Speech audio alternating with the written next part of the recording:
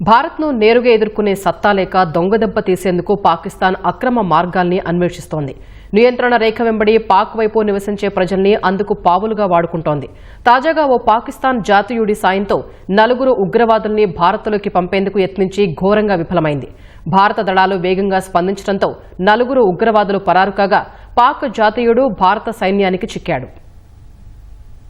భారత్లోకి ఉగ్రవాదులను పంపేందుకు పాక్ చేసిన ప్రయత్నాన్ని భద్రతా దళాలు భగ్నం చేశాయి. పాకిస్తాన్ జాతీయుడు మహ్మద్ ఆరిఫ్ను అదుపులోకి తీసుకుని అధికారులు విచారణ చేస్తున్నారు. పూంచ్, రాజౌరి సరిహద్దుల్లోని నియంత్రణ రేఖ వెంబడి భద్రతా దళాలకు చిక్కిన అతడిని టెర్రరిస్ట్ గైడ్గా గుర్తించారు. ఉగ్రవాదులను భారత్లోకి పంపేందుకు ఆరిఫ్ సాయం చేసినట్టు తెలిపారు. ఎల్ఓసీ వెంబడి భౌగోళిక స్వరూపంపై అవగాహన ఉండటంతో ఉగ్రవాదులకు సాయం చేయడానికి పాక్ సైన్యం నిందితుడిని వాడుకుందని చెప్పారు. ఆదివారం మధ్యాహ్నం 4 ఉగ్రవాదులను భారత్లోకి అక్రమంగా పంపేందుకు మహ్మద్ ఆరిఫ్ యత్నించాడు. అప్రమత్తమైన భద్రతా దళాలు ఆరిఫ్ను అదుపులోకి తీసుకున్నాయి. ఇది గమనించిన ఉగ్రవాదులు ఓ కొండపై నుంచి దూకి పాకిస్తాన్ వైపు పారిపోయారు.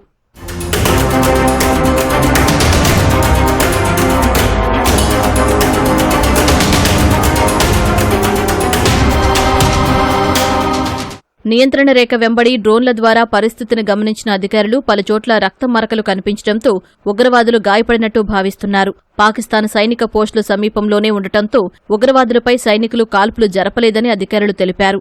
మహ్మద్ ఆరిఫ్ వద్ద ఒక మొబైల్ ఫోన్, 20,000 రూపాయల పాకిస్తాన్ కరెన్సీని భద్రతా దళాలు స్వాధీనం చేసుకున్నాయి. పాకిస్తాన్ వైపు నియంత్రణ రేఖ సమీపంలో నివసిస్తానని నిందితుడు చెప్పినట్టు సంబంధిత వర్గాలు తెలిపాయి.